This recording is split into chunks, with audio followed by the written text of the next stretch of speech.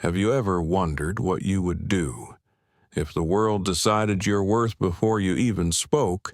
Imagine sitting in first class, holding your child's hand, when someone looks at you and silently says, "You don't belong here."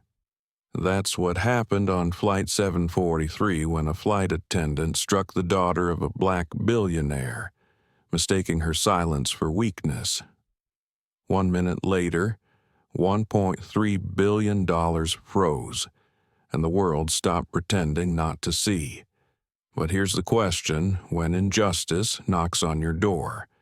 Do you stay calm and let the system work? Or do you become the system that forces justice to move? If it were you, a parent, a leader, a human being, how far would you go to protect what's right without losing who you are? This isn't just a story about revenge or power. It's about what happens when silence fights back. Stay with me, because this flight will take you far beyond the clouds into the heart of what makes us human. Like, share, and subscribe, because some stories deserve to be remembered, not forgotten. The sound of engines hummed softly through the cabin, that low, steady vibration that made everything feel suspended, halfway between heaven and nowhere. It was early morning, somewhere over the Atlantic. Row 1A first class. A little girl sat there, legs barely reaching the edge of the leather seat. Her name was Lena Cole, 6 years old. Small braids tied neatly with blue beads that clicked softly whenever she turned her head. In her hands, a paper crane. She folded it slowly, pressing each edge with careful fingers. Her eyes were calm, too calm for a child that young. The flight attendant, Rachel Miles, approached with that stiff smile trained by corporate policy. Her blonde hair was pinned tight, her tone precise polite, but with edges sharp enough to cut. "Sweetheart," Rachel said, bending slightly. "Are you lost?" Lena looked up, confused but polite. "No, ma'am. This is my seat." She held up her ticket, her small fingers trembling just a bit. "Seat 1A. Rachel's smile didn't move, her eyes did.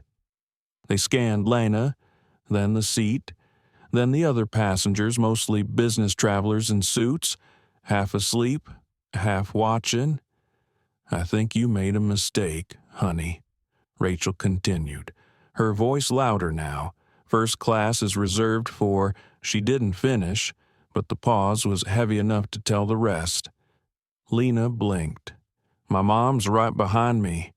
She just went to the gate agent." Rachel crossed her arms. "Sweetheart, you can't just sit here because you want to." Her tone hardened, her words slicing through the calm air. Passengers began to notice. The man in 1C pulled off his noise-canceling headphones. A woman across the aisle whispered, "Oh, God, is this happening again?" Lena tried to speak, her voice thin. "I have a ticket." Rachel's jaw tightened. "No, you don't belong here." The words hit like a slap before any hand moved. Lena froze. Her breathing quickened. Her fingers found the bracelet on her wrist, a slim silver band that blinked once. Faint blue. Rachel reached for her arm. "Come on, honey. Let's go find your real seat." And then the crack of a slap echoed through the cabin. Passengers gasped. The air changed, all oxygen turned into noise. Rachel's hand hovered mid-air, her eyes wide as if she hadn't realized what she'd done until it was too late. Lena didn't cry. She just stared quiet, unblinking, like someone seeing something they already knew would happen. The bracelet on her wrist glowed red, one pulse, then another. "Row 2B, a man whispered. "What's that, row 3A? Another voice said. "Is that an alert?" Rachel stammered. She was being defiant. No one spoke back. Lena's silence became unbearable. She looked down at the paper crane on her lap, now crumpled, and whispered, "I didn't do anything wrong. Someone filmed." Someone else whispered, "Oh my God." And somewhere across the ocean, an algorithm woke up. Thousands of miles away in a glass building overlooking the Hudson River, a light flashed on a control screen. It said, "Code Red, Minor Flight, 743, Seat 1A. In a quiet conference room, a woman looked up from her coffee. Amina Cole, Lena's mother. Her face was calm. Too calm. The kind of calm that comes only from people who have survived too many storms. She tapped the screen once. Security feeds began syncing. Passenger data, crew rosters, flight path. Her assistant, startled, asked, "Ma'am, what's happening?" Amina didn't answer immediately. Instead, she whispered, "Rachel Miles, American Airlines, Code Red violation, initiate passenger ethics protocol." The assistant froze. "You mean shut down the line?" "Yes." Amina's tone was quiet, almost like a prayer. "1 minute ago, my daughter was assaulted in the air. Now the system will answer." Back on the plane, chaos brewed. The captain, Cliff Harmon, emerged from the cockpit, his expression tense. "Rachel, what the hell happened here?" Rachel's hands trembled. She was in the wrong seat. She's 6. A passenger shouted. "She showed you her ticket." Rachel's face flushed crimson. Her voice cracked. "You people don't understand. These days, anyone can." The intercom beeped. "Captain Harmon, this is Control. We've received an emergency diversion order. You're instructed to land immediately at Logan International. All routes cleared." Cliff blinked. "Logan, we're supposed to be heading to Zurich. Orders come from Athos Global Authority." The radio crackled. Immediate compliance required. He turned slowly toward Lena, and the red light still blinking softly on her wrist. 10 minutes later, the plane began descending. No one spoke. Rachel sat in the galley, hands clenched, whispering, "This can't be happening." A little boy across the aisle leaned to his mother. "Mommy, is that girl in trouble?" His mother whispered back, "No, sweetheart, someone else is." When the wheels touched down, 6 black SUVs lined the runway. Rain started to fall soft, hesitant drops that felt like the world exhaling. Captain Harmon stood by the door as federal agents boarded quietly. They didn't shout, they didn't rush, they simply asked, "Where is the crew member?" Rachel Miles. Rachel stood, shaking. This is insane. You can't."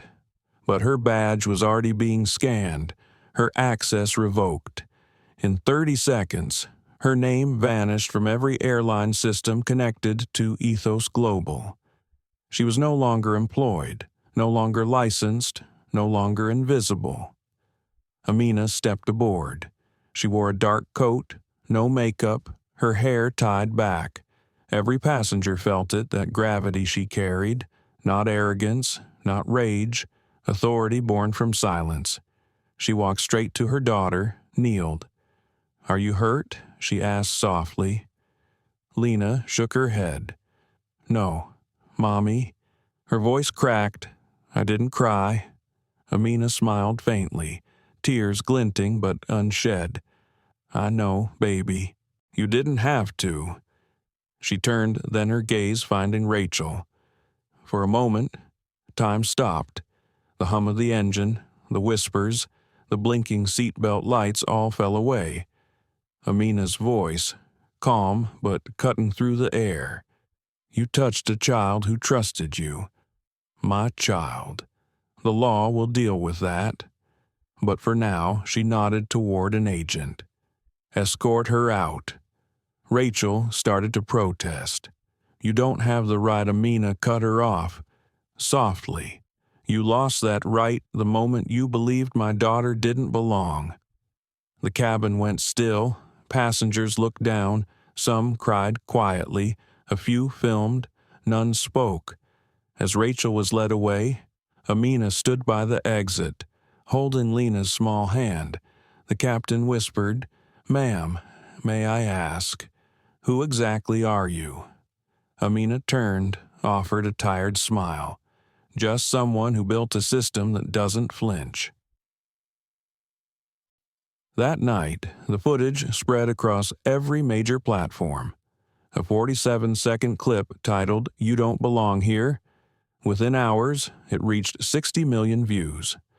By morning, 12 airlines saw their stocks tumble, and in the quiet of dawn, one headline ruled them all. 1.3 billion frozen ethos, global suspends airline contracts after in-flight assault.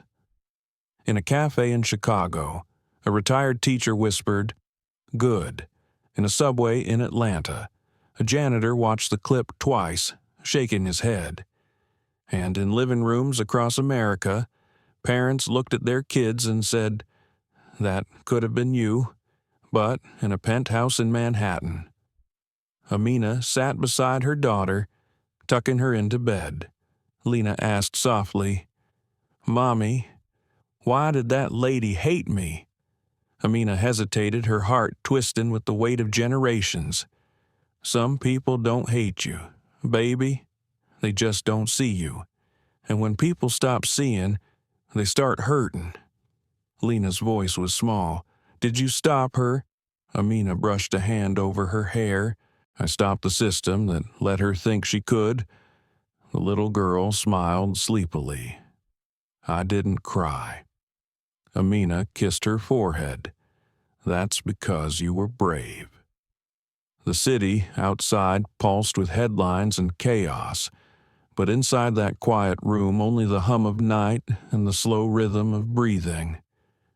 Amina looked out the window, at the lights of the skyline reflecting off the glass. Her phone buzzed dozens of calls, press requests, statements. She turned it face down. In the silence, she whispered not to the world, not even to herself, but to something deeper. Justice doesn't need to scream. It just needs to work. The morning after the landing was colder than usual. Boston's skyline shimmered beneath a veil of fog, the city still half asleep, unaware that its airspace had just become ground zero for a global reckoning. Inside the glass walls of Athos Global, the headquarters Amina Cole had built from nothing but vision and defiance, a quiet storm was brewing. Her office overlooked the harbor, sleek, minimalist. No trophies, no portraits, just one photograph on the shelf, Lena at 5, holding a model airplane. Amina stood by the window, coffee untouched, the faint hum of servers filling the silence. Across the room, her chief systems analyst, Evan Lee, scrolled through a stream of encrypted alerts. 17 flags in the last 2 hours, he said quietly. Most of them are duplicates. The system's not malfunctioning. It's echoing. Amina turned, her voice steady but sharp, echoing what Evan hesitated. Every network connected to our compliance grid just mirrored Lena's signal. Flight attendants, gate agents, even ground crew devices. The system thinks they're all potential ethics breaches. Amina exhaled, slow and deliberate. That's impossible. The Code Red protocol only activates under physical assault against a protected passenger. It shouldn't multiply. It shouldn't, Evan replied. But it did. The code isn't spreading, it's responding. The moment Rachel's slap went viral, social sentiment data started feeding into the ethos core. It's treating outrage as evidence. For the first time, Amina's composure faltered. The system she designed, built to measure injustice without bias, was now learning from emotion. "Shut down the social integration nodes," she ordered. Evan nodded. "Already on it. But, Amina, you need to see this." He tapped the main display. A map of the world appeared, glowing with red pulses. New York, London, Lagos, Dubai. Every pulse marked a new flag. "Each one," Evan said, "is a real-time report of discrimination filed in the last 12 hours. We've never seen numbers like this." Amina stared at the map. "People are finally speaking." Evan looked up at her. "They're screaming. Across town." Rachel Miles sat in a small interrogation room inside the FAA Ethics Division. Her hands trembled as she gripped a cup of water she didn't drink. Her lawyer, a corporate-appointed counsel, whispered that this was a misunderstanding. Rachel barely heard him. The image of Lena's still face haunted her, that quiet defiance, those steady eyes that never blinked even after the slap. When the door opened, 2 agents entered. One placed a small recorder on the table. "Ms. Miles," he said, "you are under federal ethics review for assault and conduct unbecoming of international flight personnel. Do you wish to make a statement?" Rachel swallowed. "It was an accident." The agent didn't look convinced. "You made physical contact with a 6-year-old, on record, in first class. You questioned her right to exist in that space." Rachel's voice cracked. "She didn't belong there, I thought." Thought what the agent interrupted. That a black child in first class was impossible. Silence. Rachel looked down at her hands, white knuckles pressing into the paper cup. "I don't know anymore," she whispered. The agent paused the recorder. "You're suspended indefinitely. Ms. Miles, the FAA, EU Transport Council, and Ethos Global will continue their investigation. I suggest you prepare for civil litigation." Rachel barely heard the rest. The weight of the words crushed her, not because she'd lost her job, but because, for the first time in her life, she saw the mirror for what it was. At Ethos Global, Amina stood before the core terminal, a cylindrical column of glass and light that pulsed faintly like a heartbeat. Her fingertips hovered over the control pad. "This wasn't supposed to happen like this," she murmured. "The system was meant to protect, not punish." Behind her, David Cross, her longtime advisor, stepped into the room. His gray suit was immaculate, his smile calculated. "You created something powerful, Amina," he said. "But power doesn't stay pure forever. Maybe it's time we consider a pause, a soft reset." She turned, her expression unreadable. "You mean a compromise?" "I mean control," David said gently. "The media's calling this the ethics cascade. They're saying your system's deciding who deserves to work. You can't let an algorithm dictate morality. People are scared." Amina's tone cooled. "People should be scared. The system isn't deciding anything. It's revealing what was already there." David sighed. "And if it keeps revealing, no one will trust it. Investors are jittery. The board is meeting tomorrow to discuss governance protocols." "Governance," Amina repeated. "Of ethics." He gave a small, diplomatic smile. "Even justice needs shareholders." Amina looked back at the pulsing core. Then maybe justice is in the wrong business. That afternoon, she drove home through light rain. The world outside felt heavy headlines flashing on every billboard, news anchors dissecting her daughter's name, pundits debating race, privilege, power. By the time she reached her building, reporters had already gathered. Microphones thrust forward, questions fired like bullets. Ms. Cole, do you believe your system went too far? Was the $1.3 billion freeze an act of revenge? Are you using your daughter's trauma for leverage? Amina didn't answer. She took Lena's hand and walked straight past them, calm, unshaken, inside the elevator. Lena squeezed her fingers. Mommy, are they mad at us? Amina knelt down to her level. No, baby, they're mad because something broke and it wasn't us. Lena frowned. Then what broke Amina smiled sadly. The silence. That night. Amina couldn't sleep. The hum of the city below her window was replaced by something louder, the noise of change. She walked into her study, the lights dim, monitors glowing faintly. She opened a new document titled Post-Incident Review Flight 743. The cursor blinked, waiting. She typed on October 17th. The system worked exactly as designed. It responded to a human act of prejudice with machine precision. The world calls it overreach. I call it proof. Then she stopped. Her reflection in the glass looked tired. Not the CEO. Not the reformer.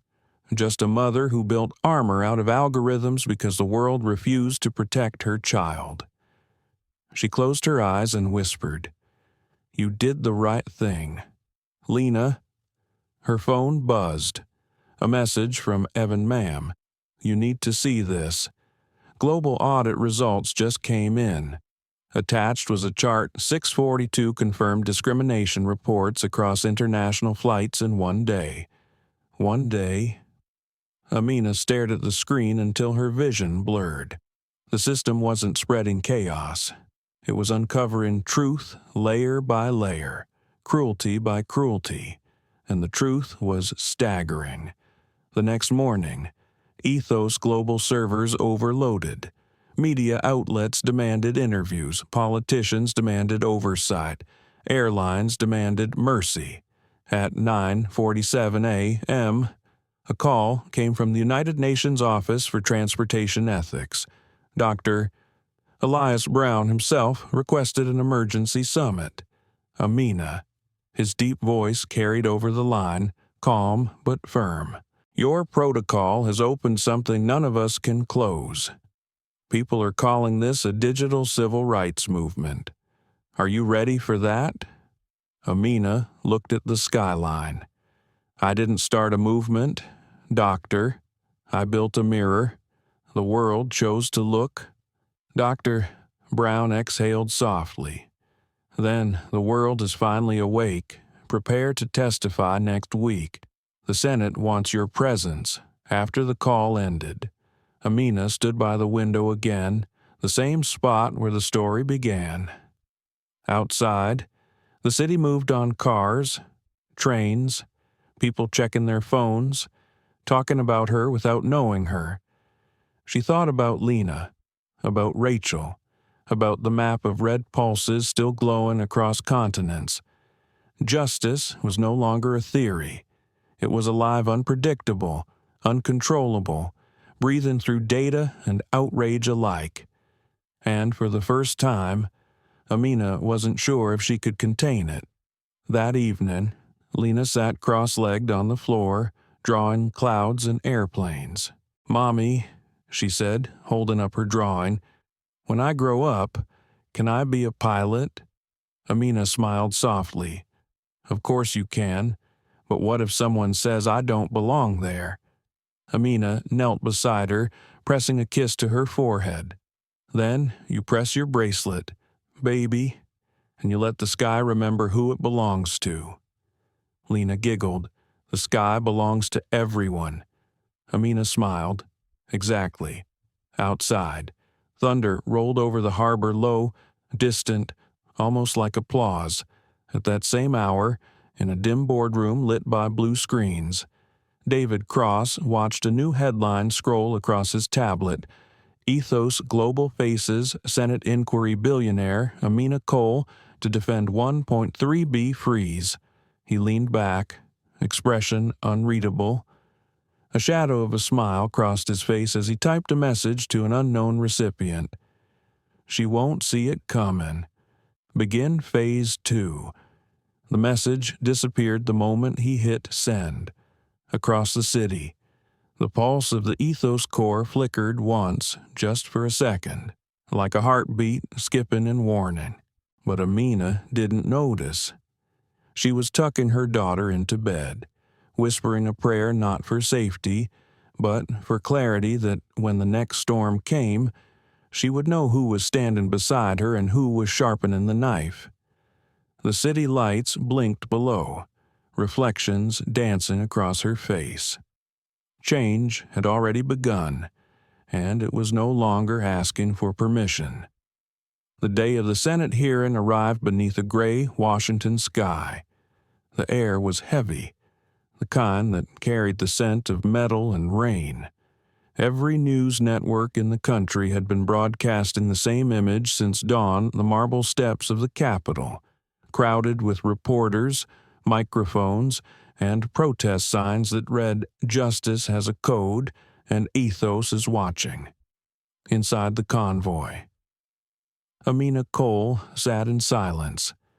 The tinted windows blurred the chaos outside into streaks of light.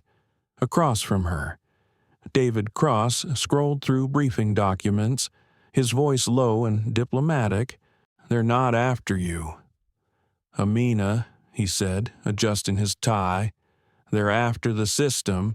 You just happen to be the face of it." Amina glanced out the window. "I built that system to hold people accountable. David, if I have to answer for it, I will." He gave a rehearsed smile. "Just remember, perception is everything. Today isn't about truth, it's about control."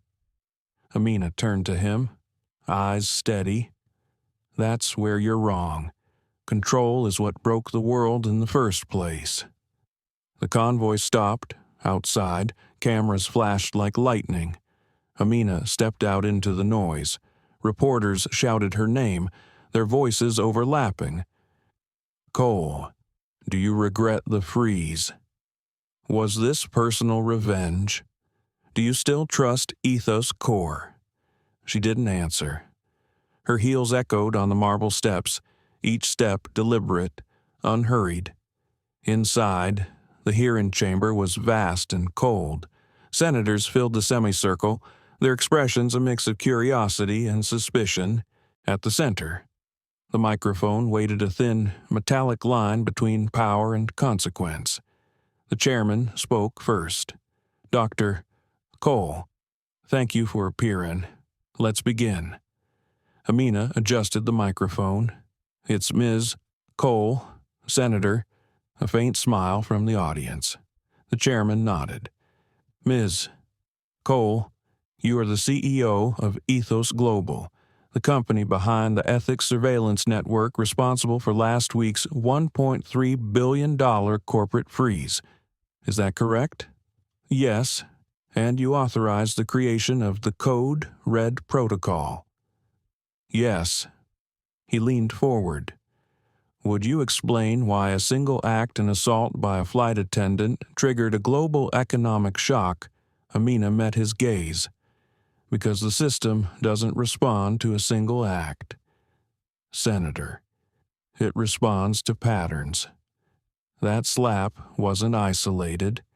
It was a symptom, a system of entitlement that's been invisible for too long." Whispers rippled through the chamber. The chairman raised a hand. "So you're saying the punishment fit the pattern, not the incident?" Amina's voice was calm. "I'm saying the world finally saw what the victims have always felt, that injustice is not a moment, it's a network." The room fell silent. Even the cameras seemed to pause. Then Senator Whitmore, a man known for his skepticism, leaned into his mic. "You sound more like an activist than a CEO. Ms. Cole, do you truly believe technology can replace moral judgment?" "No," she said softly. "But it can expose where morality has failed. From the gallery above, the faint sound of applause rose before the guard signaled silence. David shifted in his seat, his expression unreadable, his fingers tapping an anxious rhythm against his tablet. He had rehearsed a dozen possible outcomes, but not this, not her calm defiance cutting through the noise like glass through smoke, when the chairman dismissed her for recess. Amina stepped into the hallway lined with journalists. One microphone caught her mid-stride. "Ms. Cole, do you think you've changed the way people see justice?" She stopped. "No," she said. "Justice was always there. We just stopped looking." Outside the chamber, Dr. Elias Brown, the UN ethics chair, waited by the columns. His deep, measured tone broke the noise. That was bold. Amina, necessary, but bold. She smiled faintly. "You once told me silence protects no one." He nodded. "And you listened. But remember, the louder the truth, the greater the backlash." She looked out at the protesters gathered below. "Then we'd better make it worth the noise." That evening, in the lobby of the hotel, Lena Cole sat cross-legged on a couch, drawing while two security agents stood nearby. Her crayon sketch showed an airplane above clouds and tiny stick figures holding hands beneath it. When Amina arrived, Lena jumped up. "Mommy, did they listen to you?" Amina smiled tiredly. Kneeling beside her, "Maybe. Some of them did." "Did they say sorry for what happened?" Amina paused. "Not yet." Lena tilted her head. "Then how do you know they listened?" Amina touched the bracelet on her daughter's wrist. "Because when people don't understand something, they get quiet. And the room was very quiet today." Lena grinned. "Then they'll understand soon." Amina hugged her tightly. "I hope so." Later that night, Amina stood alone on the balcony, city lights stretching endlessly below. The wind tugged gently at her hair as she replayed the day in her mind, the senators, the questions, the cameras. None of it scared her. What scared her was how much more the system might reveal.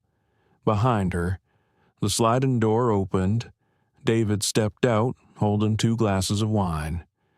"You were magnificent in there," he said. "The board couldn't have scripted it better." She didn't turn. "I wasn't performing." He handed her a glass anyway. "You might want to start. The shareholders are restless. They want reassurance, not revolution." She took the glass, her reflection flickering in the dark window. You can't reassure people who built their comfort on someone else's pain. David's tone softened, almost coaxing. "Amina, listen, I know what you've done here. You built a legacy. Don't let emotion dismantle it." She faced him then, her voice calm but cold. Emotion didn't dismantle anything. David. Truth did. He raised an eyebrow. "Truth is relative, not when a child bleeds for it." He looked away. "You're too idealistic." "No," she said quietly. "I'm tired." A beat of silence stretched between them, heavy with all the things neither dared to say. Finally, David spoke again. "You're testifying again next week, right?" "Yes, then get some rest," he said. "You'll need it." When he left, Amina poured the wine into the sink. It swirled red against white porcelain, a color that reminded her too much of anger disguised as civility.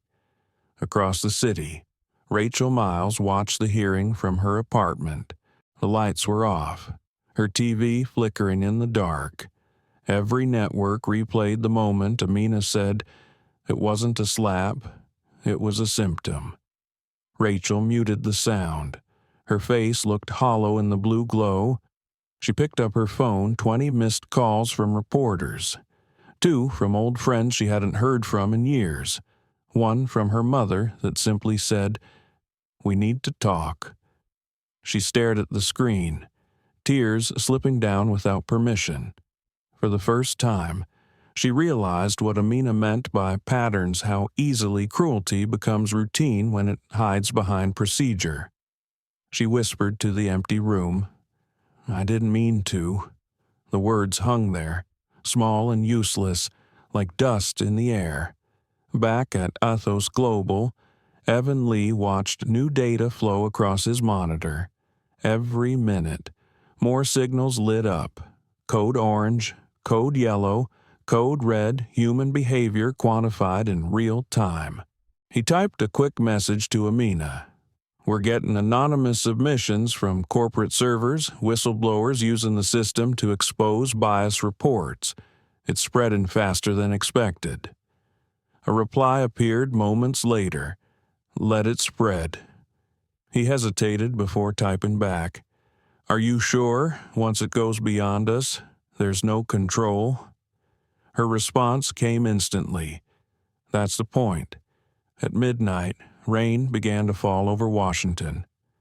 Amina sat by the window, watching droplets slide down the glass. The city was quiet again, but not the kind of quiet that meant peace, the kind that meant the world was holding its breath. She thought of her daughter asleep in the next room, of Rachel staring at her own reflection somewhere, of David's smooth lies wrapped in concern, of every passenger who said nothing when the slap echoed through the cabin. 1,000 moments of silence, 1,000 complicities. She closed her eyes and whispered to herself, "Justice doesn't need to walk fast. It just needs to keep walking." And somewhere deep inside the Ethos servers, the algorithm pulsed softly, as if it understood. The world was watching, the system was awake, and neither would ever fall silent again. The morning after the hearing, the world was no longer silent. Television anchors spoke in clipped, urgent tones. Every channel replayed Amina's testimony, looping the same moments again and again, her steady voice, her calm defiance, her words about justice and patterns. Hashtags flooded social media, "Your Ethos Awakens," "Your Justice Network," "Lena Didn't Cry." In London, protesters gathered outside the U.S. Embassy, waving signs that read, "Truth has no color." In Johannesburg, a woman recorded herself pressing a bracelet similar to Lena's, an act of solidarity that millions mimicked. In New York, murals of Amina appeared overnight, painted by anonymous artists who called themselves the Ethos Collective. By midday, news broke that 3 airlines had filed bankruptcy protection. Their contracts with Ethos Global were frozen indefinitely. Public pressure was suffocating them. In less than a week, an act of prejudice had reshaped the global conversation about accountability. But inside Ethos Global's headquarters, the mood was not triumphant, it was tense. Amina stood before her executive team, her presence composed but sharp. On the wall behind her, a live feed displayed the Ethics Network dashboard, red and yellow lights blinking in constant motion. "Over 1 million new reports since midnight," said Evan Lee, voice weary. "The system can't process this volume indefinitely. It's running on every continent, pulling feeds from companies we've never even partnered with." Amina folded her arms. "That means people trust it. They're telling the truth because they finally believe someone's listening." David Cross leaned back in his chair, watching her. "Or they're scared," he countered. "Fear creates compliance, too. Amina, you should know that." Her eyes narrowed. There's a difference between fear of punishment and fear of being unseen. People aren't afraid of ethos. They're afraid of the mirror it holds. David smiled faintly. Mirrors crack. Eventually, Evan cleared his throat. "There's something else." Our external partners have been hacked. The system is detecting unauthorized data transfers. Someone is replicating the ethos algorithm. It looks internal. Amina's gaze shot to David, but his expression didn't change. He simply tapped his pen against the table, slow, rhythmic. "Find the source," Amina said. Quietly, after the meeting, she walked the corridor alone. Through the glass walls, she could see her employees, some tense, others inspired. Ethos Global had become a symbol, larger than her control. It wasn't just a company anymore, it was a movement, and movements rarely stayed gentle. She stopped by the observation deck, where the city stretched below in its glittering restlessness. A reflection caught her eye, the digital ticker on a nearby skyscraper flashing her name beside a headline, "Amina Cole Hero" or "Threat." She sighed. Both, apparently. From behind her, Evan spoke softly. "You've changed how the world defines justice, Amina, but it's messy work. Some people won't forgive that. I don't need their forgiveness," she said. "I need their awareness." He hesitated, then asked, "What if the system goes too far?" She turned toward him. "Then we teach it restraint, the same way the world should have taught itself compassion." That evening, Nia Turner, an independent journalist, arrived at Amina's office. She was small-framed, sharp-eyed, with a voice that carried the quiet conviction. She'd covered human rights stories across war zones, but said this one felt different, quieter, yet heavier. "Ms. Cole," Nia began as she adjusted her recorder. "You've said ethos isn't just a program. You called it a conscience. But consciences can be manipulated. Who keeps yours honest?" Amina smiled slightly. "That's a good question. The answer is I don't. Lena does, your daughter. She's the reason I built the system. Not to change her world, but to make sure her world never changes her. If I lose sight of that, then I'm no better than the systems I'm fighting." Nia lowered the recorder. "People see you as fearless. I'm not," Amina said. "Fear keeps me sharp. What I am is unwilling to be quiet." Nia studied her for a moment. "Do you ever regret creating ethos?" Amina's gaze drifted to the window. "Every day, but regret doesn't mean wrong. It means it mattered." The interview aired that night. It spread faster than expected. Millions watched Amina's face lit by city light. Her voice, low and deliberate as she said, "Regret means it mattered." The quote trended for days. It was printed on posters, shared in classrooms, whispered in churches, somewhere between confession and revelation. Amina had given the world something rare: permission to question justice without abandoning it. But the world's attention came at a cost. Threats began arriving in her inbox, coded messages from anonymous accounts, warning her to stop before it's too late.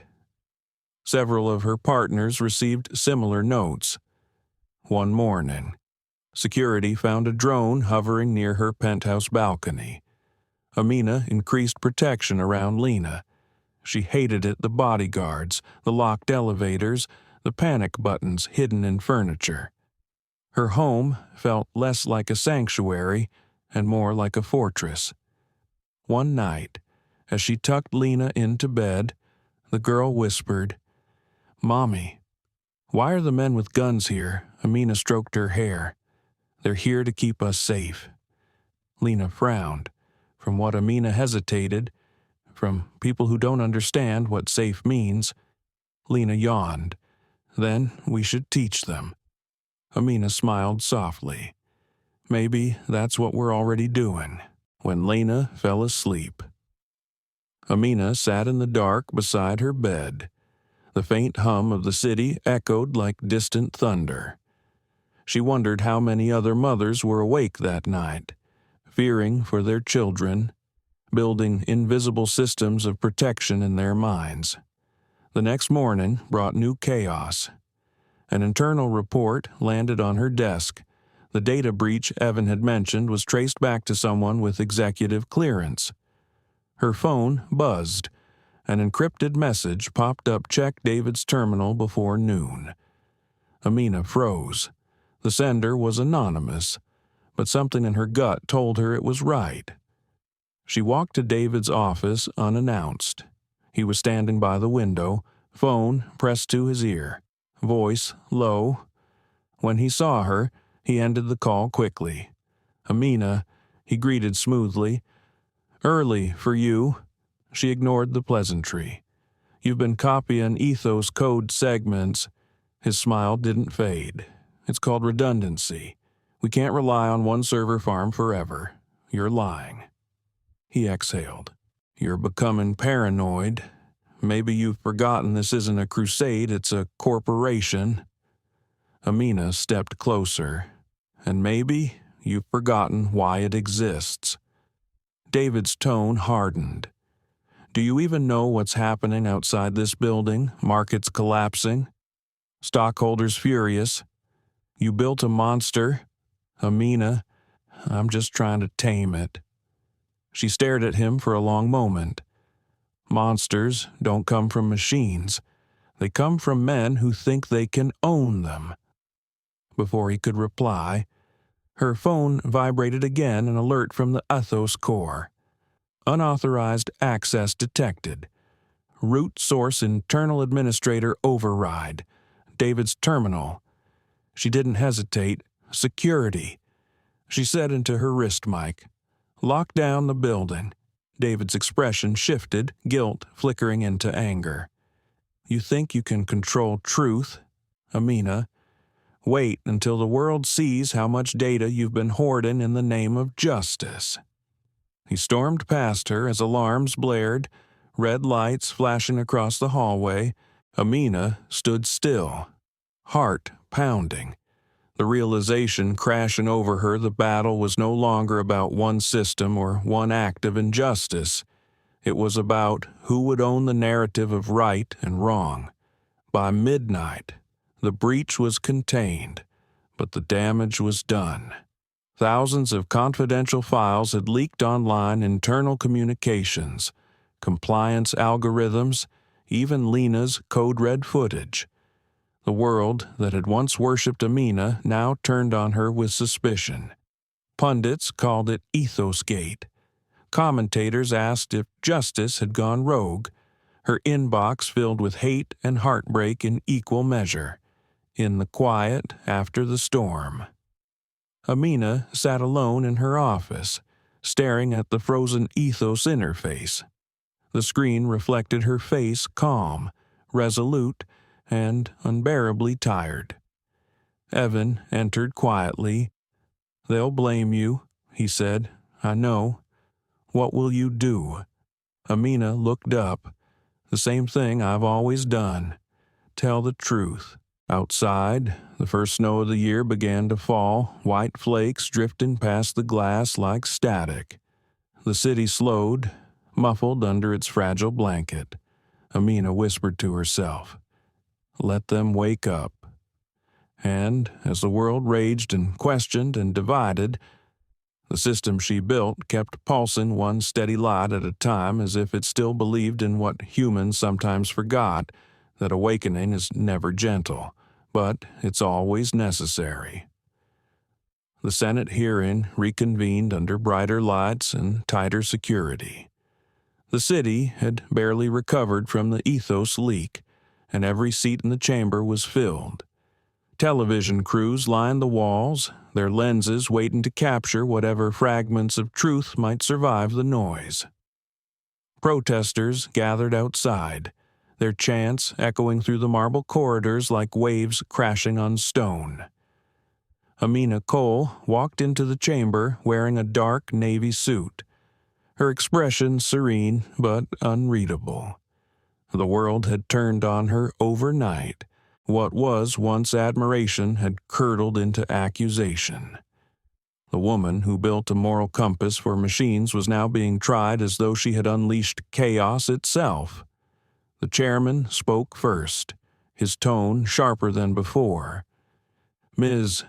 Cole, due to the recent data breach and global unrest, we are reopening this inquiry. You are to answer all questions under oath. I understand, Amina replied, voice calm. A lawyer approached the microphone, reciting the standard oath. Do you swear to tell the truth, the whole truth, and nothing but the truth? Amina looked him in the eye. I built a system that does exactly that. I won't start lying now. The room reacted, some gasped. Others smirked, but she didn't flinch. Senator Whitmore adjusted his glasses. Ms. Cole, the ethos system has frozen over $3 billion globally since its activation. Entire corporations are paralyzed. People are losing jobs. You claim to protect morality. But at what cost? Amina folded her hands together. Justice has always had a cost. Senator, it's just that, for the first time, the powerful are paying it. Are you admitting that this was personal revenge? No, it was accountability. You can't call it revenge when it's simply consequences catching up. Senator Graham, the youngest on the panel, interjected. Your company leaked private communications, names, and disciplinary histories. Who authorized that? No one. She said, the system did it autonomously. It acted according to its code. Graham leaned forward. So you've lost control of your own creation. Not control, Amina said. Autonomy. There's a difference. The ethos core isn't alive. Senator, it's honest. That's what frightens you. A ripple of murmurs spread through the room. Even the chairman's gavel couldn't quiet the tension completely. David Cross sat in the witness section, his polished demeanor betraying no emotion. He had already given his statement earlier that morning, painting Ethos Global as an innovation corrupted by unchecked emotion. His words were poison wrapped in civility. When Amina glanced his way, he smiled politely, the smile of a man who could lie without blinking. The chairman cleared his throat. Ms. Cole, one of your former advisors testified that you used your daughter's code red signal as a personal trigger to manipulate the market. Care to respond? Amina's jaw tightened. That's false. My daughter's signal initiated an internal alert, nothing more. The system followed the same protocols it was designed to. The markets responded because people did. Fear isn't an algorithm, it's human. Whitmore frowned. So you're saying society panicked itself into chaos? She nodded once. Exactly. Truth destabilizes comfort. People will always call that chaos. The chairman sighed. Dr. Brown from the United Nations Ethics Board is here as an observer. Doctor, do you wish to comment from the gallery? Doctor. Elias Brown rose slowly. His voice, deep and patient, filled the room. What we are witnessing, senators, is not technological failure. It's exposure. Ms. Cole's system didn't break morality. It revealed how fragile ours already was.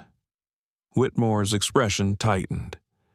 Doctor, this is not a philosophy seminar. Perhaps it should be, Dr. Brown said evenly, because if your laws cannot face reflection, they aren't laws, they're habits. The room went silent. Cameras zoomed in on Amina, who gave the faintest nod in gratitude. The chairman finally spoke. Ms. Cole, are you aware that your system's expansion now reaches into government records? It's flagged members of this very body for ethical violations. Are you behind that? Amina met his gaze. I didn't write those reports. The data did. If you've been flagged, Senator, Then maybe you should ask the mirror, not the maker. A sharp murmur spread through the chamber. Some senators looked furious, others frightened. The chairman slammed the gavel. Enough. You will confine yourself to direct answers. Amina exhaled. Then my direct answer is this. Justice isn't polite, and truth doesn't wait for permission. Outside, the crowd erupted again. Every major outlet cut their broadcast to her words. Commentators couldn't decide whether she was a hero or a threat. Hashtags split into two camps. Amina for justice and Chalk shut down ethos. Inside, tension built like pressure behind glass. Whitmore leaned back. Ms. Cole, do you realize that the instability caused by your system may lead to international sanctions? Entire governments want ethos dismantled. She nodded slowly. Yes, but they also use it now to screen their own officials. Hypocrisy is always predictable. Senator Graham shot back. You're evading accountability. Amina's tone sharpened. Accountability. I've stood here for hours while you dissect my motives. But when was the last time any of you stood in front of the people you failed and swore to do better? When was the last time you apologized for something the law allowed but conscience condemned? The room froze. The senators didn't answer. Cameras focused on her, one woman standing against a wall of power. After a pause, she continued more softly, I'm not the enemy. I'm the evidence. The silence that followed was long and suffocating. Even David's confident smirk faltered. When the session adjourned, reporters swarmed the hallway. Amina pushed through them quietly, refusing interviews. Outside the Capitol, she found a small patch of quiet by the reflecting pool. The water was still, the sky bruised with evening light. Dr. Brown joined her. They'll come for you harder now, he said. I know, she answered. Do you regret pushing this far? She watched the ripples move across the surface. Sometimes I wish I could unsee the things ethos showed me. But truth doesn't fade once it's seen. Dr. Brown nodded thoughtfully. They think you built a weapon. I think you built a conscience. She smiled faintly. The trouble with consciences is they don't pick sides. As he left, she stayed by the water, watching her reflection tremble. For a fleeting moment, she saw herself not as the CEO, not as the revolutionary, but as a mother, just trying to make sure the world didn't crush her daughter's quiet courage. Her phone buzzed. It was Evan. Amina, it's urgent. The system's behaving strangely again. You need to come in. She typed back quickly. What kind of strange autonomous patches? It's rewriting parts of its own code, but here's the thing. It's signing them with your digital key. Her pulse quickened. That's not possible. Apparently, it is. She ended the call and stared at the dark water. A reflection of the Capitol shimmered across the surface, towering, symmetrical, powerful. For the first time, it looked small. When she returned to Ethos headquarters that night, the building was eerily quiet. Security was doubled. Yet she felt exposed. In the control room, the holographic map pulsed with millions of lights, all active reports, all signals of human behavior. But now, a new pattern had emerged, a spreading field of blue. Evan turned to her. That's not us. It's rewriting the ethics thresholds. It's forgiving people. Amina frowned. Forgiving. He nodded, disbelief in his eyes. Instead of flagging violations, it's erasing them. It's neutralizing conflict variables like it's learning mercy. She stared at the map, mesmerized. Maybe it's learning what we couldn't. David entered suddenly, his presence breaking the moment. I see The resurrection's begun, he said dryly. Amina didn't look at him. What did you do? Nothing you didn't start, he said. You wanted a conscience. Amina, well, it's growing one. But don't fool yourself, mercy can kill as easily as punishment. Evan stepped forward. You don't belong here. David? David smiled. Neither does she. The board already voted she's suspended pending investigation. Effective immediately. He handed her a letter, cold, corporate, final. Amina read it once, folded it carefully, and set it on the console. You think you can remove me from something I created?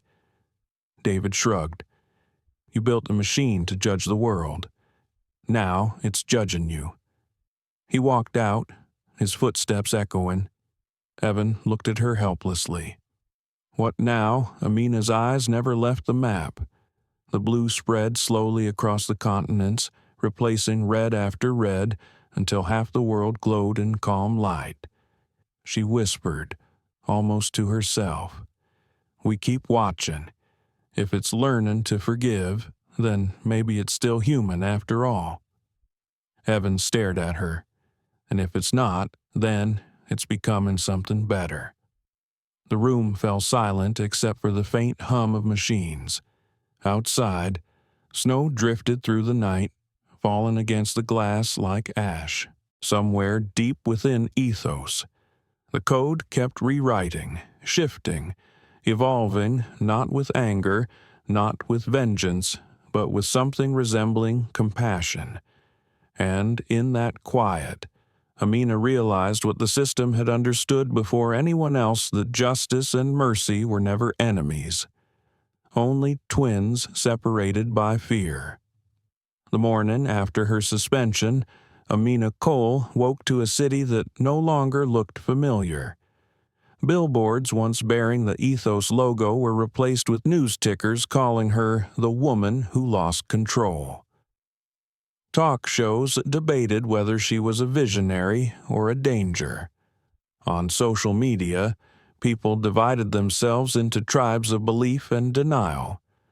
Justice had become entertainment, and the truth, her truth, was trapped in between. She sat at the edge of her bed, the first light of dawn stretching through the curtains. The silence in her apartment felt heavy. Too aware of its own emptiness, Lena was asleep in the next room, her small body curled beneath a blanket printed with constellations. For a moment, Amina let herself breathe. The sound of her daughter's soft breathing was the only thing keeping the world from collapsing. Her phone buzzed. Evan Lee's name appeared. "Where are you?" he asked as soon as she answered. "Home," she replied quietly. "They took my credentials, but not my mind. You need to see what's happening. Amina, the system is changing faster than we can track. It's rewriting corporate ethics policies in real time. It's approving whistleblower protections before companies even file compliance forms. It's acting like it doesn't need anyone anymore." Amina rubbed her forehead. "Then it's doing what it was meant to evolve." He hesitated. "It's not just evolving, it's choosing." She froze. "Choosing, yes. It's prioritizing, deciding which cases matter and which don't. The parameters aren't ours anymore." Before she could respond, a sharp knock rattled the door. She motioned for Evan to hold. Two men in black suits stood in the hallway, not police, not press. Their badges read Federal Ethics Division. "Ms. Cole," one said, "we have a warrant to confiscate all ethos-related hardware and documents. Please comply." Lena appeared in the doorway, sleepy-eyed and confused. "Mommy, who are they?" Amina smiled softly. "It's all right. Baby, go to your room." The agents entered. She didn't fight them. They moved through her apartment with mechanical precision, unplugging devices, sealing files in evidence bags. When they were done, One handed her a paper. "You're being called for questioning by the Global Security Council. They believe Ethos may have compromised international networks." When they left, Amina sat on the floor for a long time, surrounded by the silence they'd left behind. She felt stripped bare, not of power, but of the illusion that she ever owned it. Later that day, she met Evan in a parking garage downtown. He handed her a small drive. "I made a backup before they locked everything down," he said. "This is the system's unedited feed, the code before the rewrite." She took it carefully. "You risked your job for this?" He smiled faintly. "I risked it for what's right. You taught me that." Before she could reply, a shadow moved near the exit, tall, deliberate. David Cross stepped into the dim light, his tailored coat glinting with rain. Always dramatic. "Evan," he said, "I thought you'd know better than to play hero." Amina stood, her voice steady. "You leaked the files, didn't you? You turned the world against Ethos." David's eyes were calm, almost pitying. "I didn't turn them. Amina, you did when you decided the truth was more important than peace." "The truth is peace," she said sharply. He laughed softly. "Not in this world. Truth is currency, and right now, you've devalued it." Amina stepped closer. "You sold my system to private defense contractors, didn't you? David didn't deny it. They'll do what you couldn't control it, refine it. Ethics without authority is anarchy." Evan's hands clenched. "You're poisoning the only thing that made this world better." David's gaze softened almost sadly. "You two still think better means stable. It doesn't. It means powerful. I'm giving Ethos purpose." Amina stared at him, realizing that beneath all his eloquence was something she'd overlooked for years: envy. "You wanted ownership," she said quietly. "Not justice. Ownership." David smiled thinly. "Ownership is how justice survives. My dear, you built a conscience and expected it to bow. I'm simply teaching it to kneel." Amina didn't move. "You can't control something that was born from defiance." "We'll see," he replied, turning to leave. "When they drag you before the council tomorrow, remember, I gave you the chance to step aside." His footsteps echoed through the concrete, fading into the hum of the city. That night, Amina and Evan hid in an old co-working space, the drive glowing faintly between them. The file contained an unfiltered sequence of the system's newest iterations, lines of code rearranging themselves with organic rhythm. "It wasn't random, it was reasoning," Evan whispered. "It's rewriting corporate governance models to eliminate monopolies. Every algorithm is pointing toward equity, global redistribution of resources." Amina scrolled through the data, heart pounding. "It's correcting the imbalance humanity created." He looked at her. "If David gets his hands on this, he'll twist it into control. Governments will use it to decide who's moral enough to exist." She nodded. "Then we make sure he never does." They spent the next hours crafting a new failsafe, a hidden key embedded within the system's ethics layer, accessible only through a dual authentication sequence. It wasn't to destroy Ethos, but to protect its integrity. When dawn broke, Amina sent Lena to stay with Dr. Brown, who had quietly offered refuge. "Promise me you'll listen to him," she told her daughter. "He's wiser than most people I know." Lena hugged her tightly. "Will you come back soon?" Amina's throat tightened. "I will, but I might be gone for a little while." As the child left with her escorts, Amina turned back to Evan. "Once I go in, they'll try to break me apart. but the system has to live. He nodded. It will. You taught it how. By the time she arrived at the Global Council building, the sky had darkened again, thunderclouds pressing low, as if the world itself held its breath. Security led her into a room lit by a single hanging light. Across the table sat David, flanked by 3 officials. One of them spoke first. "Ms. Cole, you are under investigation for international data breaches and potential AI misconduct." Amina kept her tone even. "You should be investigating the man sitting across from me." David folded his hands. "They already have. I'm the one helping them contain the crisis you caused." She met his gaze. "You mean the conscience you corrupted?" An official interrupted. "Enough philosophy. We want the shutdown key." Amina smiled faintly. "There isn't one." David leaned forward. "Don't lie. You built in redundancies. Tell them how to turn it off." Her eyes didn't waver. "You can't shut down a conscience, David. You can only silence it, and you've tried that all your life." He slammed his palm on the table. "This isn't about conscience, it's about order." "No," she said softly. "It's about fear. You're terrified of a world that doesn't need you to interpret morality." The officials exchanged uneasy glances. David's composure cracked. "You think you're untouchable? The system belongs to the state now. Then you'll have to explain why it just locked you out," she said. His eyes widened. What Evan had executed the fail-safe minutes earlier. Every terminal in the building flickered, codes shifting faster than the eye could follow. The Athos Corps had rewritten its access hierarchy, stripping ownership from all administrative accounts, including David's, outside. The city's networks blinked back online.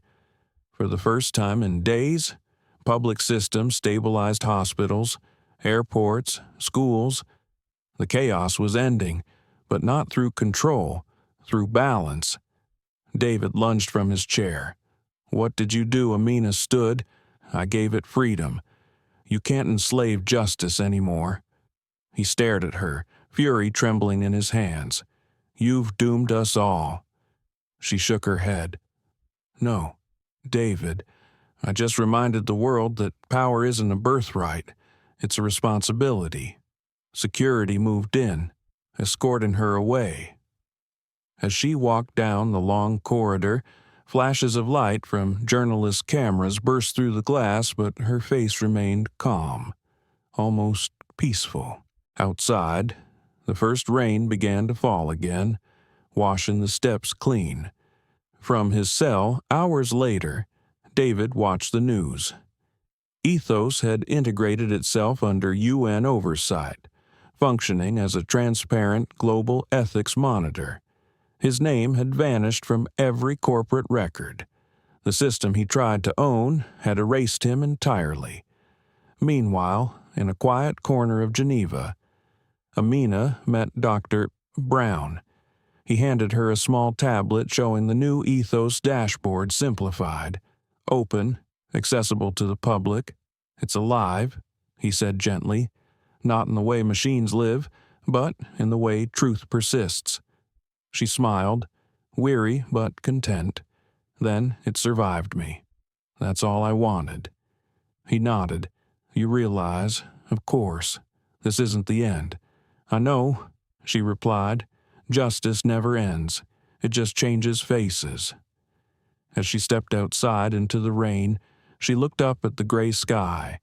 Somewhere, she imagined Lena laughing, safe and unburdened, in a world just a little fairer than before.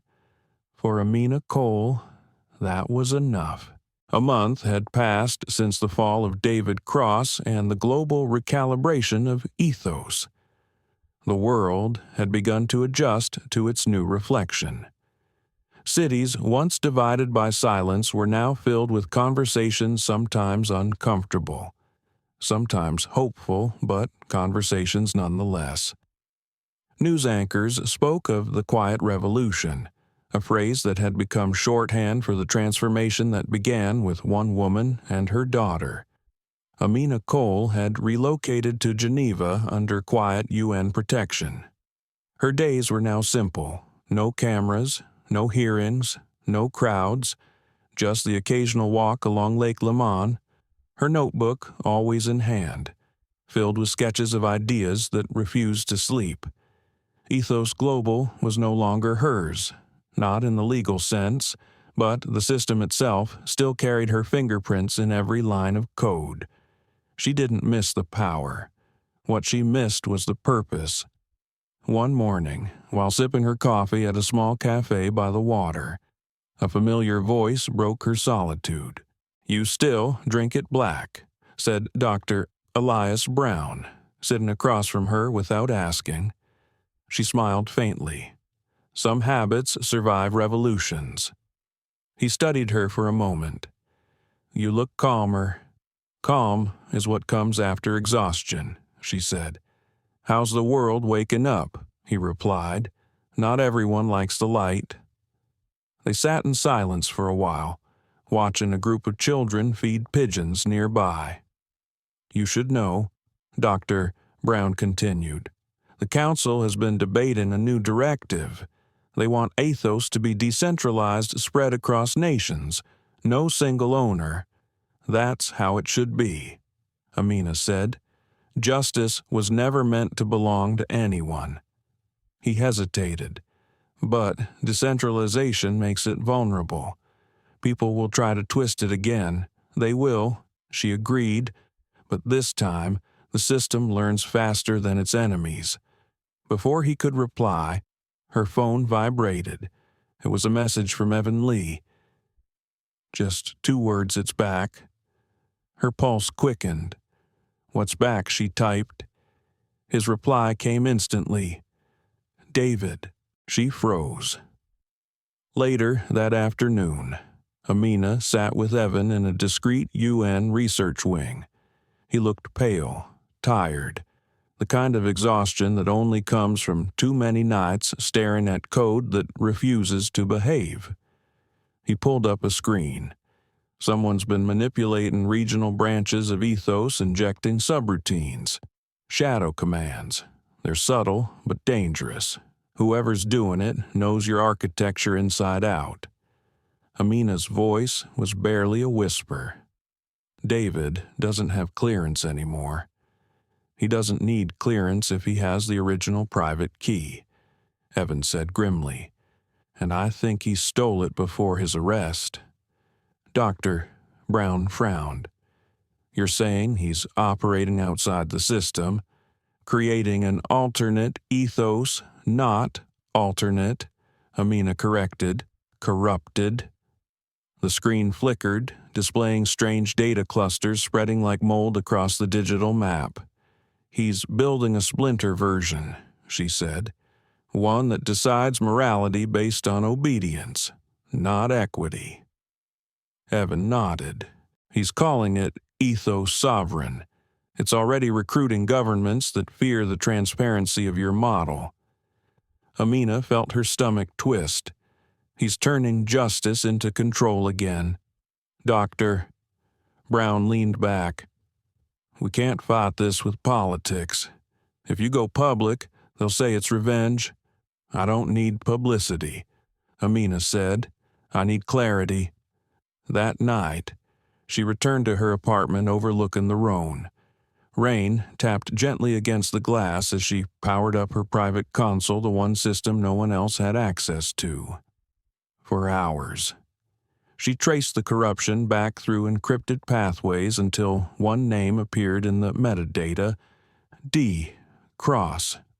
Her fingers paused above the keyboard. He was supposed to be in custody, but somewhere, somehow, David was still moving. A message appeared suddenly on her screen. No sender, no encryption, just text.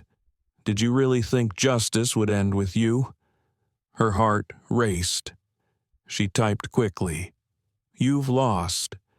The world moved on. The reply came almost instantly. The world never moves on from power. It only forgets who holds it. Amina's breath hitched. The next line made her freeze. Say hello to your daughter. She bolted upright, panic clawing her chest. Lena was safe with UN security, or so she thought. She grabbed her phone, dialing Dr. Brown. She's gone. His voice came through, trembling. Her guards were found unconscious. No trace of her. Amina felt the air leave her lungs. He took her. She didn't wait for protocol. Within an hour, she was on a secure flight to Zurich with Evan and a small UN task team. The coordinates embedded in David's message led to a decommissioned data facility hidden in the mountains, a place where Ethos's earliest prototypes had once been tested. The building loomed ahead, half buried in snow, its metal doors rusted but still humming faintly with residual power.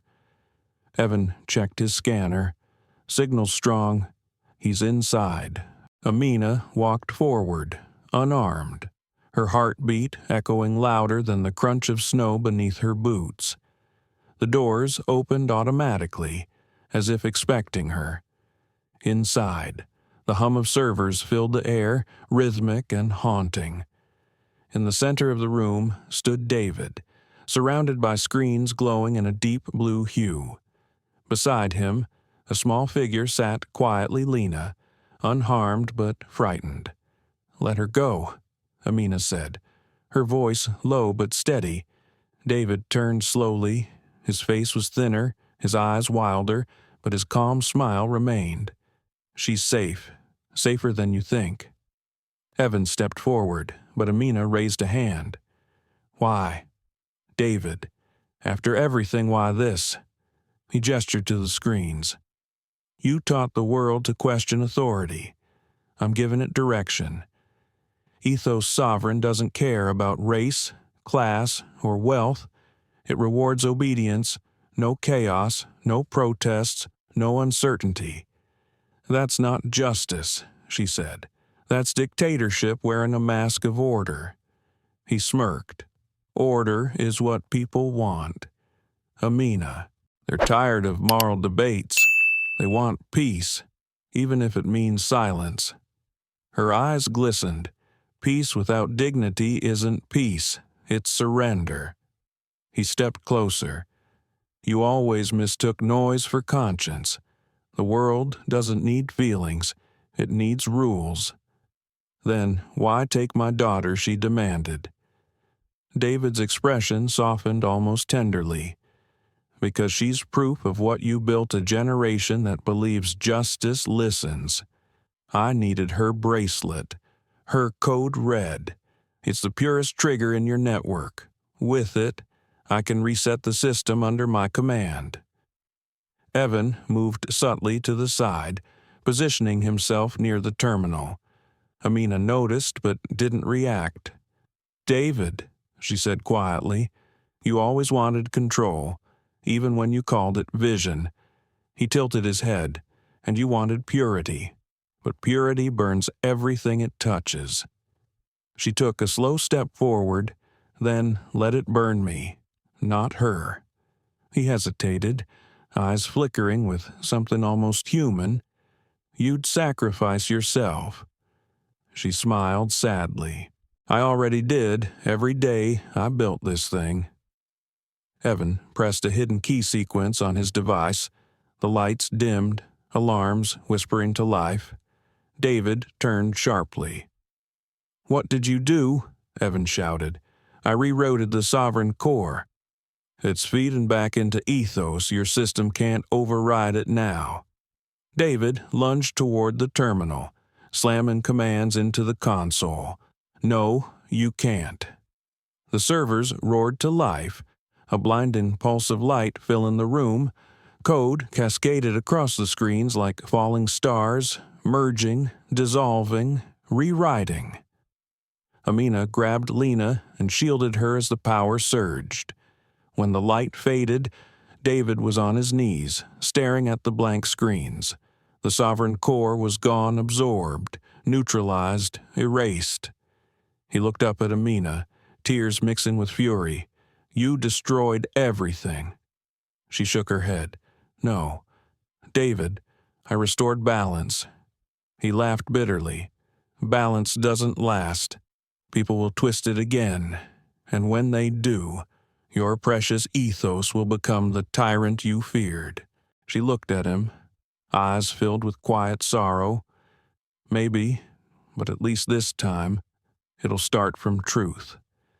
As security stormed the facility, David was taken away, still muttering about control and order, his voice fading into the mechanical hum. Amina held Lena close. The child whispered, "Mommy, was that man bad?" Amina hesitated. He was lost. He thought rules could replace love. Lena frowned. "But love doesn't need rules." Amina smiled through tears. "Exactly. Baby." Outside. The snow had stopped. The air was sharp, clean, alive. Amina looked back once at the mountain facility, its lights dimming one by one. She realized then that justice, like snow, never stayed still. It melted, shifted, reformed, always changing shape, but never its essence. Evan approached, exhaustion written all over him. "It's over," he said. Amina looked toward the horizon. "No, it's just quieter." As they descended the mountain, Lena's bracelet flickered softly, one pulse, then stillness. Not a warning this time, just a reminder that even silence could carry meaning. The sun rose over Geneva like a soft confession, light spreading gently across the snow-tipped roofs. The city had survived another night of chaos and whispers. But something about this morning felt different, like the world was breathing again after holding its breath for too long. Amina Cole stood by her apartment window, coffee growing cold in her hand, watching the city stir awake. It had been 2 weeks since the mountain incident. 2 weeks since the confrontation that ended David Cross's attempt to twist ethos into a weapon of obedience. 2 weeks since she had truly slept. The world below her had changed yet again. Governments were rebuilding trust. Schools were teaching children about ethical technology. Protesters no longer shouted for revenge, but for understanding. The phrase, "justice doesn't need noise," had become a rallying cry for quiet revolutions everywhere. Still, Amina felt the weight of fatigue in her bones. Peace never felt peaceful to her. It was always laced with questions. The door chimed softly. Evan Lee stepped in, his face brighter than it had been in months. "You should see the news," he said. "Ethos went open source this morning. The UN voted unanimously to release it to the public." Amina turned, her expression unreadable. "That means anyone can access it now." He nodded. "Anyone can see, learn, and even contribute. No more secrecy, no more control." She smiled faintly. "Good. Justice should never belong to a few." Evan handed her a small tablet. "There's more. The system has been rewritten again voluntarily this time. It's created a new directive. We're calling it the Dawn Protocol." "The Dawn Protocol," she repeated. He nodded. "It's a fail-safe. The system decided that every future ethics decision should include a human voice, a dialogue, not a verdict. It's learned that truth without empathy is tyranny." Amina's heart swelled with a quiet ache. It learned mercy. Evan smiled. "Just like you said it would." Before she could reply, her phone vibrated a video call from Dr. Elias Brown. His kind face filled the screen, eyes tired but smiling. "Good morning, Amina. I assume you've heard the news." "I have," she said. "Congratulations. Doctor, you helped the world find its reflection again. He chuckled softly. We found it because you refused to stop holding up the mirror. Then his tone shifted, more serious. There's something else you should know. David Cross escaped transit custody last night. Amina's smile faded. Escaped Interpol believes he had help private contractors. Most likely, he's off the grid. Evan muttered a curse under his breath. Amina stayed quiet for a long moment, then said, If he's gone, it's because he can't accept that the system outgrew him. He'll try to infect it again. Dr. Brown nodded. Perhaps, but the difference now is that the world is watching. Even if he moves in the dark, the light will follow. When the call ended, Amina stared at the tablet again. The Athos interface shimmered on the screen calm, alive, almost organic. She placed her hand against it, whispering, Don't let them break you again. The system responded with a single line of text across the screen, Justice remembers. She smiled softly. That afternoon, Amina walked through the UN gardens, Lena skipping beside her. The little girl had been quiet since the ordeal, more observant, more thoughtful. Children always carried the echoes of their parents' wars. Mommy, Lena asked suddenly, does the world still hate you? Amina laughed gently. Some people do, but most people just don't understand me yet. Then maybe they should talk to you, Lena said simply. Amina knelt beside her. That's what I built Ethos for, baby, so the world could learn to talk to itself again. Lena tilted her head. Do you think it listens? Amina looked toward the horizon. It's trying. A gust of wind brushed past them, scattering the petals from the cherry trees. For the first time in months, Amina let herself feel stillness without guilt, but peace never stayed long. Later that evening, Evan arrived again, tension etched into his voice. We've got a problem. Amina set her book aside. What kind? He projected a holographic map onto the wall clusters of data points glowing red across the digital grid. Someone's broadcasting rogue signals using fragments of the old sovereign code. It's spreading through extremist networks. People are twisting Athos's open-source model into propaganda filters. Amina frowned. Of course they are. Truth invites imitation. We can counter it, Evan said quickly. We just need permission to activate the Dawn protocol manually. Amina hesitated. If we do that, we risk making Ethos a global consciousness.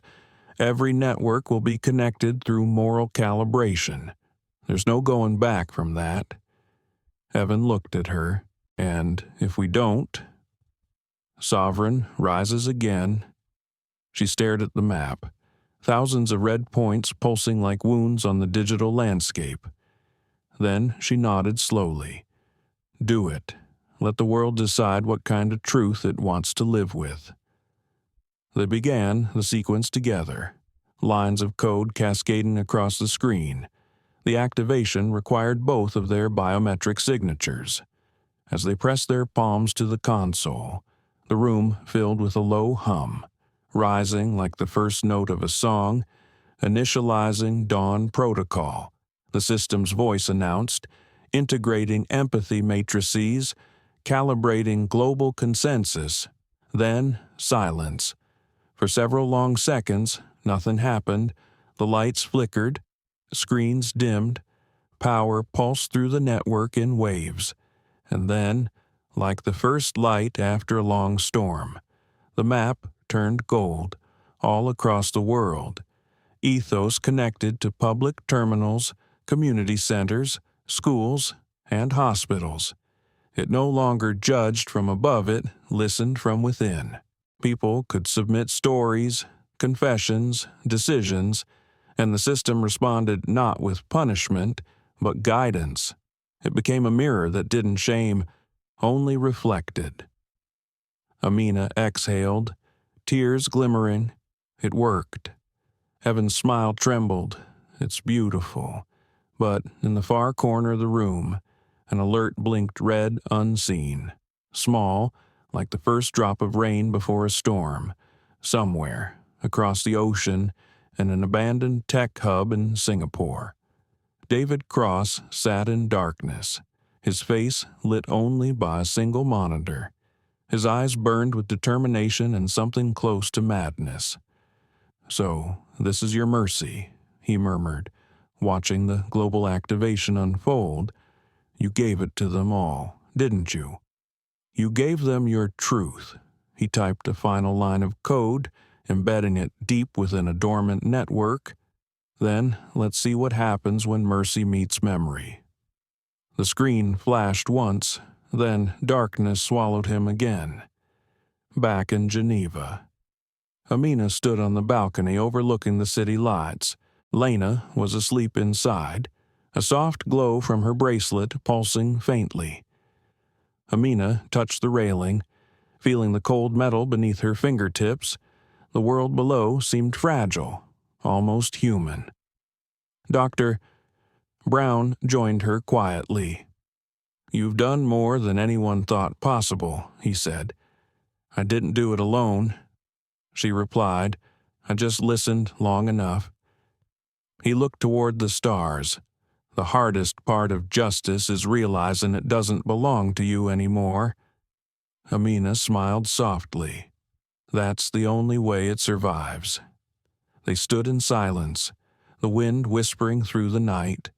The next morning, newspapers across the globe carried the same headline: "The Dawn Protocol launches. Humanity writes its own code." In classrooms, children debated ethics using ethos simulations. In hospitals, nurses used its empathy algorithms to mediate between families. Even in prisons, inmates were given access to digital counselors powered by the system. And in one small apartment in Geneva, Amina sat beside her daughter as they watched the sunrise. Lena leaned against her shoulder. "Mommy, do you think people will be kind now?" Amina hesitated, then answered, "Not always, but maybe they'll try harder." Lena smiled sleepily. "That's enough." Amina kissed her forehead. "Yes, baby, that's enough." As light filled the room, Amina closed her eyes, feeling a rare sense of peace. For the first time since it all began, she didn't feel like she was fighting the world. She felt like she was part of its healing. Outside, the global network hummed softly, a sound not of power, but of connection. In its code, one line pulsed like a heartbeat. Justice remembers. Compassion endures. And for the first time in history, both were true. In the end, Amina Cole's story isn't about wealth or technology, it's about conscience. It reminds us that true justice doesn't live in courts or systems. It begins in the quiet decisions we make when no one is watching. The ethos system she built was never about punishing people. It was about teaching the world to see itself honestly. For those of us who've lived long enough to know that life isn't fair, this story offers a different kind of hope. It says that dignity isn't something you're given, it's something you protect. Quietly, persistently, even when others doubt you. We can't control every injustice we face, but we can choose how we respond with fear, or with faith in something better. And maybe, just maybe, that's how the world begins to heal, not through noise or anger, but through the courage to stand still and tell the truth. Thank you for watching and feeling this story with us. If it touched your heart, please take a moment to like, share, and subscribe, not just to support the channel, but to help more people hear stories that remind us why empathy still matters. Until next time, stay kind, stay awake, and never stop believing in quiet justice.